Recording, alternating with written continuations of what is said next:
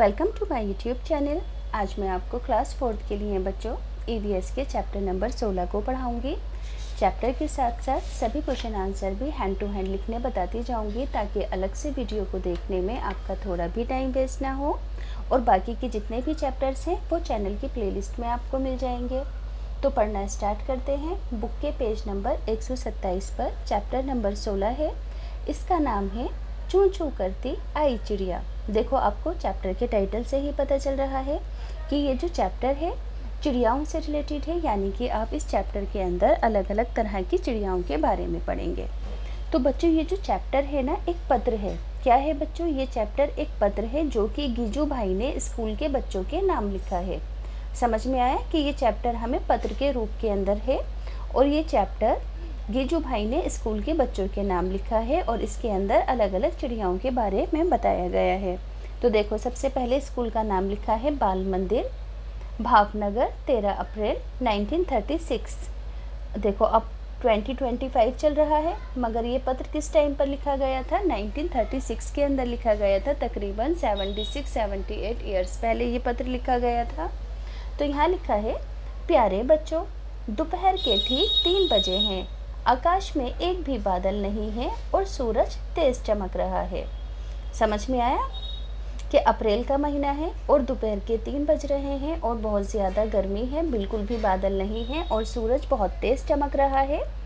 गोरैया फाख्ता, देखो फाख्ता की यहाँ पर पिक्चर भी है। गोरैया, फाख्ता, शकरखोरा सब अपनी अपनी जोड़ी बनाकर अपना अपना घोंसला बनाने की तैयारी में लगे हुए हैं। कुछ पक्षियों ने तो अपना घोंसला बना भी लिया है और कुछ घोंसलों में अंडों से बच्चे भी निकल आए हैं। इन नन्हे बच्चों के माँ बाप इन्हें तरह तरह के कीड़े और अन्य चीज़ें खिलाने के अंदर व्यस्त हैं। समझ में आया कि अप्रैल का महीना चल रहा है। गोरैया, फाख्ता, शकरखोरा सभी जोड़े यानी कि सभी पक्षियों के जोड़े अपना अपना घोंसला बनाने के अंदर व्यस्त हैं। कुछ पक्षियों ने अपना घोंसला बना भी लिया है और उसके अंदर बच्चे भी हैं और ये अपने बच्चों को कीड़े और अन्य चीज़ें खिलाने के अंदर व्यस्त हैं।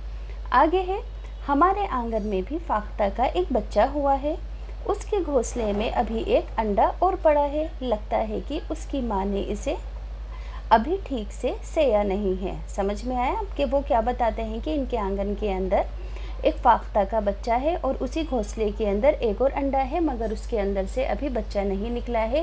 वो कहते हैं कि लगता है कि अभी इसकी माँ ने इसे ठीक से सेया नहीं है, यानी कि इस पर ठीक से बैठी नहीं है। नेक्स्ट पेज पर 1 to 8 पर देखो, ये है कलचिड़ी का फोटो। गोपाल भाई के घर वाली सड़क के किनारे बहुत सारे पत्थर हैं। इन पत्थरों के बीच खाली जगह में कलचिड़ी यानी कि इंडियन रॉबिन ने भी अंडे दिए हैं। बच्चू भाई ने मुझे वे जगह दिखाई थी। मैंने दूरबीन से घोंसले में देखा। घोंसला घास से बना हुआ था। किसका? इंडियन रॉबिन का, यानी कि कलचिड़ी का। इसके ऊपर पौधों की एक नाजुक टहनी थी। जड़ें, ऊन, बाल, रुई सब कुछ बिछा हुआ था घोंसले के अंदर। कलचिड़ी का घोंसला ऐसा ही होता है। आखिरकार उसके बच्चों को आरामदायक घर और बिस्तर चाहिए होता है। कलचिड़ी कौवे जैसा नहीं है। कौवे के घोंसले में तो लोहे के तार और लकड़ी की शाखाएं जैसी चीज़ें भी होती हैं, यानी कि कौवे के घोंसले में सख्त चीज़ें भी देखने को मिल जाती हैं कौवे के घोंसले में। मगर कलचिड़ी का जो घोंसला होता है वो मुलायम चीज़ों को इकट्ठा कर कर बनाया गया होता है। कलचिड़ी के घोंसले में मैंने एक बच्चा भी देखा। वह अपनी चोंच फाड़ कर बैठा था। उसकी चोंच अंदर से लाल थी। कुछ देर बाद कलचिड़ी कहीं से उड़कर आई और बच्चे के मुंह के अंदर कुछ रखा। शायद कुछ छोटे छोटे कीड़े होंगे। जब तक शाम हो गई, कलचिड़ी भी अब अपने बच्चों के साथ घोंसले के अंदर आकर बैठ गई, क्योंकि शाम का वक्त हो गया था। अब यहाँ पर है कोयल की तस्वीर। तुम जानते हो कोयल बहुत मीठा गाती है, पर क्या तुम्हें पता है कि ये अपना घोंसला नहीं बनाती है, बल्कि ये कौवे के घोंसले में ही अंडे देती है। कौवा अपने अंडों के साथ कोयल के अंडों को भी सेता है। समझ में आया कि कोयल कभी अपना घोंसला नहीं बनाती, बल्कि ये अपने अंडे कौवे के घोंसले में दे देती है और कौवा अपने अंडों के साथ साथ कोयल के अंडे भी सेता है। नज़दीक में एक छोटा सा पेड़ है। देखो, यहाँ पर बसंत गोरी नाम की चिड़िया है। उसकी एक डाल से एक घोंसला लटका हुआ है। पक्षियों में भी देखो कितना अंतर है। कौवा पेड़ की ऊंची डाल पर घोंसला बनाता है, जबकि फाख्ता कैक्टस के कांटों के बीच या मेहंदी के पेड़ में अपना घोंसला बनाती है। इसी तरीके से गौरैया आमतौर पर घर में या आसपास दिखाई देती है। वे कहीं दीवार की खो में, अलमारी के ऊपर, आईने के पीछे, कहीं पर भी जो गौरैया होती है घोंसला बना लेती है। कबूतर भी ऐसे ही अपना घोंसला बनाता है, कहीं पर भी बना लेता है, पुराने मकान या खंडरों में।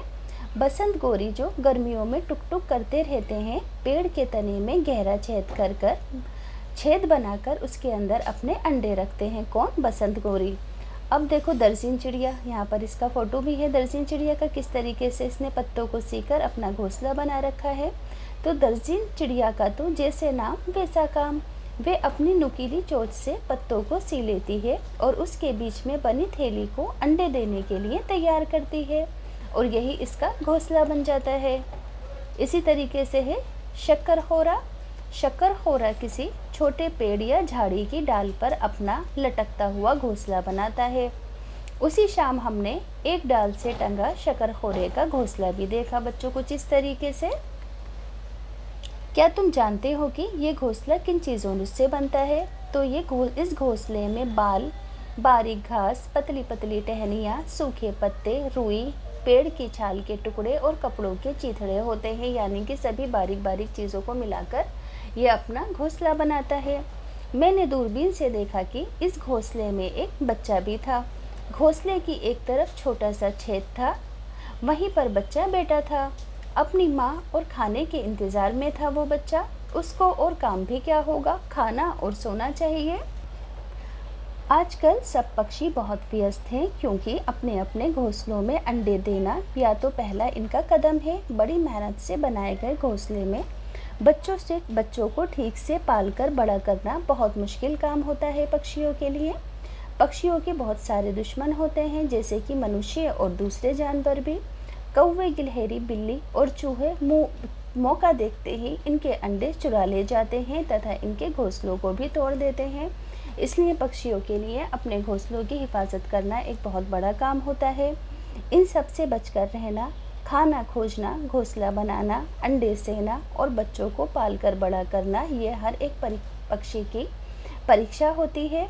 फिर भी ये खुलकर गाते हैं और पंख फैलाकर उड़ते हैं। अब देखो ये पत्र पूरा हो गया। फिर गीजू भाई लिखते हैं, अच्छा तो सलाम, तुम्हारे गीजू भाई का आशीर्वाद। देखो गीजू भाई ने इस पत्र के अंदर आपको बहुत सारे पक्षियों के बारे में बता दिया है। अब इसी से रिलेटेड यहाँ पर कुछ क्वेश्चन है, जैसे कि गीजू भाई बदेका ने ये पत्र कितने साल पहले लिखा था? तो गीजू भाई बदेका ने ये पत्र लगभग 76 साल पहले लिखा था। पता करो तुम्हारे दादा दादी और नाना नानी उस समय कितने साल के थे? तो मेरे दादाजी उस समय 1 वर्ष के थे और दादी का जन्म नहीं हुआ था।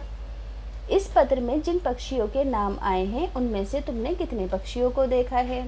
तो आप क्या लिखोगे कि इस पत्र में जिन पक्षियों के नाम आए हैं उनमें से मैंने कौवा, कबूतर, कोयल और गौरैया को देखा है।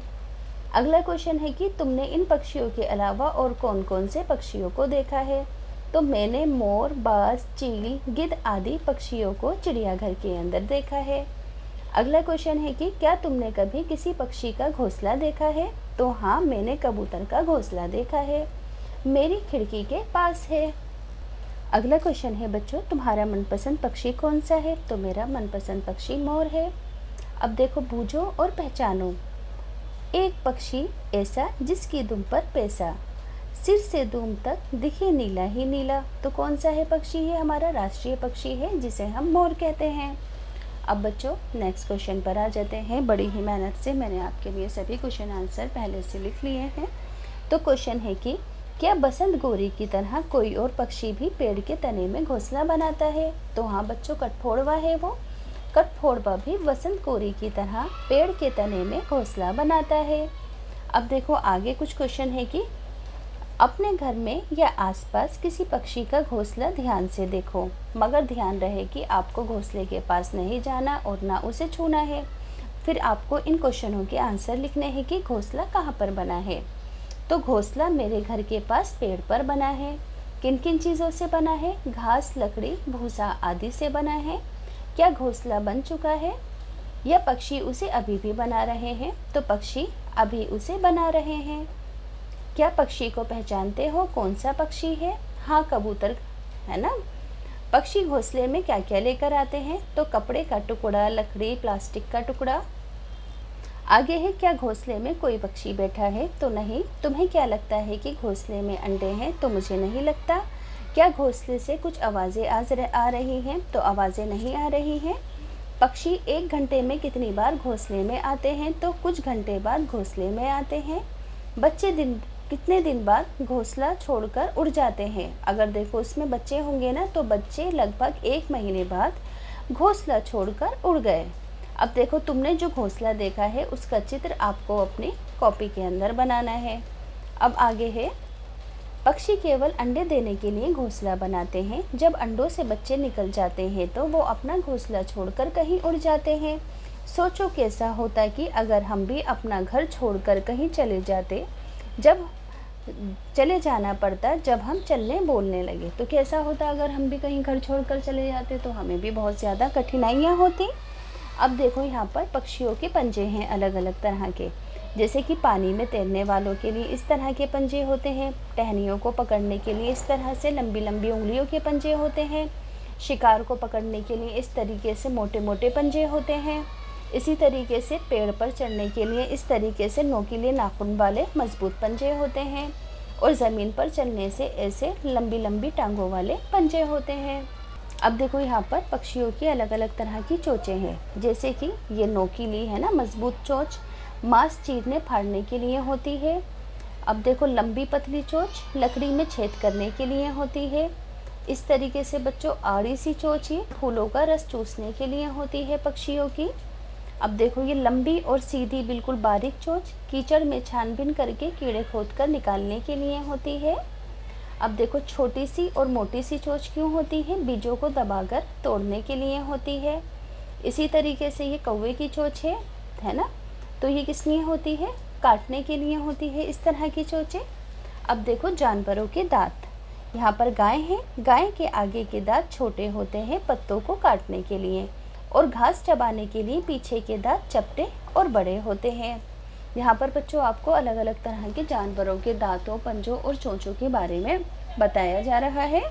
इसी तरीके से बिल्ली के दांत नुकीले होते हैं जो मांस को फाड़ने और काटने के काम आते हैं। अब देखो, जैसे कि सांप है। सांप के दांत तो विषैले होते हैं। सांप के दांत होते तो नुकीले हैं, पर ये अपने शिकार को चबाकर नहीं खाता है बल्कि पूरा निगल लेता है। ये सिर्फ डसने के लिए होते हैं। इसी तरीके से गिलहरी, जो बच्चों गिलहरी के दांत होते हैं ना, वे हमेशा बढ़ते रहते हैं, इसलिए गिलहरी किसी ना किसी चीज़ को कुतरती रहती है। अगर इसके दांत ना पूरी तरीके से बढ़ गए और वो घिसे नहीं, तो नीचे के दांत ऊपर इसकी ज़ुबान में घुस जाएंगे और ऊपर के दांत नीचे आकर घुस जाएंगे। इसलिए गिलहरियों को आपने अक्सर चीज़ों को लगातार कुतरते देखा होगा। वो इसलिए ही चीज़ों को कुतरती हैं ताकि इनके दांत जो हैं घिस जाएँ। आओ अपने दांतों के बारे में कुछ पता करें और लिखें। तुम्हारी उम्र 15 साल। मुंह में कितने दांत हैं? 30 दांत हैं। तुम्हारे कितने दांत टूट गए हैं? तो तकरीबन 6 दांत टूटे हैं। कितने? 6, 2 नहीं 6 दांत दूध के दांत टूटे हैं। नए दांत कितने आए हैं? अभी 5 दांत हैं। कितने दूध के दांत टूटे हैं? उनकी जगह अब नहीं आए हैं, तो तकरीबन 1। यहाँ पर 5 की जगह 1 आएगा बच्चों, ये 5 नहीं आएगा। ठीक है।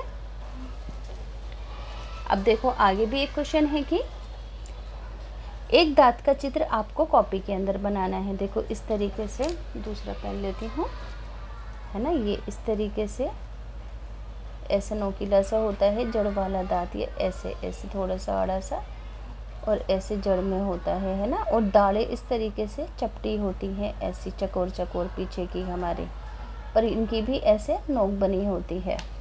तो आप अपनी मर्ज़ी से बना लेना। क्या तुम इन दांतों में कोई अंतर देख सकते हो? सामने और पीछे के दांत का चित्र बनाओ। देखो, सामने के जो दांत होते हैं ना हमारे, वो इस तरीके से होते हैं, ऊपर से ऐसे नोकीले, है ना, और ये आगे से ऐसे चपटे होते हैं। और दांतों की कीलें ऐसी चपटी होती हैं, है ना। पीछे के दांत ऐसे चकोर चकोर से चपटे होते हैं, है ना। तो हाँ, मेरे पुराने दांत छोटे और नुकीले थे और नए दांत बड़े और सीधे हैं, यानी कि चपटे हैं। नेक्स्ट पेज पर आ जाएंगे। तुम्हारे सामने ऊपर नीचे के दांत नहीं हैं, तुम अमरूद कैसे खाओगे? कर कर दिखाओ, यानी कि नकल कर कर दिखाओ। तो फिर कैसे खाओगे? दाढ़ों से चबा चबा कर खाओगे ना। क्या सामने के दांत तो हैं मगर पीछे का एक भी नहीं है? अब तुम रोटी कैसे खाओगे? तो रोटी को हम चूस चूस कर आगे से दांतों से कर कर खाएंगे। तुम्हारे मुंह में एक भी दांत नहीं है तो तुम क्या खाओगे? तो हम दाल खिचड़ी पी सकते हैं। अगर तुम्हारे दांत ही ना हो तो तुम कैसे दिखोगे? कॉपी में चित्र बनाओ कि कैसे दिखोगे बिना दांतों के तुम। जिन बूढ़े लोगों के दांत नहीं होते वे किस तरह की चीज़ें खा नहीं पाते हैं? तो वे सख्त चीज़ें नहीं खा पाते हैं। अब देखो यहाँ पर आपको किसी पक्षी का चित्र बनाना है, तो यहाँ पर मैंने चिड़िया का चित्र बना रखा है।